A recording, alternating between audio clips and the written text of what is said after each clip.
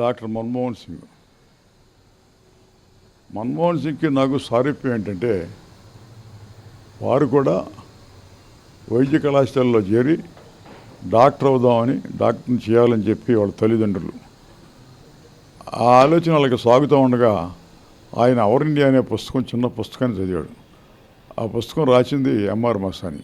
ఆయన ఒక ఇంటర్వ్యూలో చెప్పున్నాడు, ఏంటంటే ఆ పుస్తకం చదవటం మూలన నా ఆలోచన మారిపోయింది, ఎకనామిక్స్ చదవాలని చెప్పి మరి మెడికల్ కాలేజ్లో చేరే ఆలోచన మానుకున్నట్టు వెళ్ళాను నేను. ఇక జరిగిందంతా హిస్టరీ అందరికీ తెలుసు కదా అని అన్నాడు. అదే మాదిరిగా నేను కూడా అవర్ ఇండియా పుస్తకం, ఎంఆర్ మస్తాని రాసిన పుస్తకంతో ప్రభావితమై దాన్ని ఉపాసన బట్టి ఆ దారిలో సరళీకృత ఆర్థిక విధానం, లిబరలైజేషన్ కావాలని చెప్పి మొదటి నుంచి కూడా ఆలోచన. దానికి తగ్గట్టుగా ఫైనాన్స్ మినిస్ట్రీలో ఆయన దగ్గర నేను కన్సల్టేటివ్ కమిటీలో ఉండటం వలన అనేక విధాలుగా, అనేక సందర్భాల్లో ఆయనకి నేను బాగా దగ్గరికి అయ్యే పరిస్థితి కనిపించింది. ఒక పర్యాయం ఏం జరిగిందంటే, ఆయన పార్లమెంట్లో ఆన్సర్ చేస్తూ ఉండగా ఒక క్వశ్చన్ వచ్చింది. ఏమని వచ్చింది, మరి చిదంబరం గారు రాజీనామా చేశారు.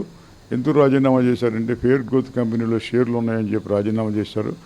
ఏదన్నా టెయింటెడ్ కంపెనీస్లో, ఏదన్నా మరి అనుమానాస్పదమైన కంపెనీల్లో షేర్లు ఎవరికన్నా ఉన్నాయా అని చెప్పి సర్క్యులర్ ఒకటి పంపించున్నారు మంత్రులందరికీ కూడా, క్యాబినెట్లో ఉన్న సభ్యులకి, పివి నరసింహారావు. చిదంబరం గారు నాకు ఉన్నాయి ఫెయిర్ గ్రోత్లు అంటే రాజీనామా చేయమన్నారు.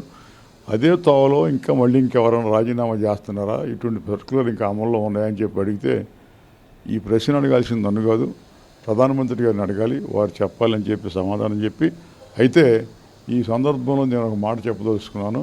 ఏంటంటే, ఏ పార్టీలో అయితే శివాజీ పనిచేస్తున్నాడో ఆ పార్టీ నాయకుడు ఈ కుంభకోణంలో మా అబ్బాయికి పాత్ర ఉందని చెప్పి మా కొడుకుని అరెస్ట్ చేయమని చెప్పి డిమాండ్ చేశారు. ఇక్కడ నేను చెప్పే వాస్తవం ఏంటంటే, నాకు అసలు కొడుకులే లేరు అని చెప్పాడు. అంటే మింటే పద్మనాభ గారు మా పార్టీ నాయకుడిగా ఉన్నాడు రాజ్యసభలో. అబ్బాయి నేను ఎప్పుడు మిమ్మల్ని అనలేదండి అన్నాడు. నువ్వు కాదు లేవయా మీ పార్టీ నాయకుడు అన్నాడు. అంటే ఇంటి రామారావుతో చెప్పా, ఇలాగే వచ్చిందండి. అక్కడ వచ్చినప్పుడు ఈ మాట అన్నీ ఉన్నారు. ఆయన అంటే ఆయన ఆహా అని పక్కపక్క నవ్వాడు ఆయన. అలాగా ఉన్న పరిస్థితి.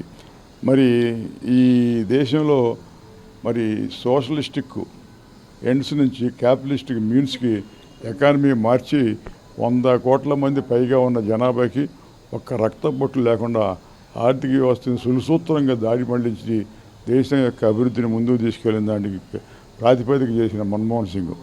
ఇదే ప్రయోగం రష్యాలో చేస్తే రష్యా ముక్కలు అయిపోయింది. అటువంటిది మన దేశంలో ఈ పరిస్థితి తీసుకురావడానికి మరి ప్రధానిగా, ఆర్థిక మంత్రిగా ఆయన వేసిన బాటలేదని ముఖ్యమైన కారణం. వారికి మనం శ్రద్ధాంజలి ఘటిస్తున్నాం. ఈ వీడియో నచ్చితే లైక్ చేయండి. అలాగే మా ఛానల్ ని ఫస్ట్ టైం కనుక చూస్తున్నట్టయితే ఇప్పుడే సబ్స్క్రైబ్ చేసుకుని పక్కనే ఉన్న గంట సింబల్ ని యాక్టివేట్ చేసుకోండి. అప్పుడే మేము పెట్టే ప్రతి వీడియో మీకు నోటిఫికేషన్ గా వస్తుంది. అలాగే ఈ వీడియో పూర్తిగా చూసినందుకు ధన్యవాదాలు.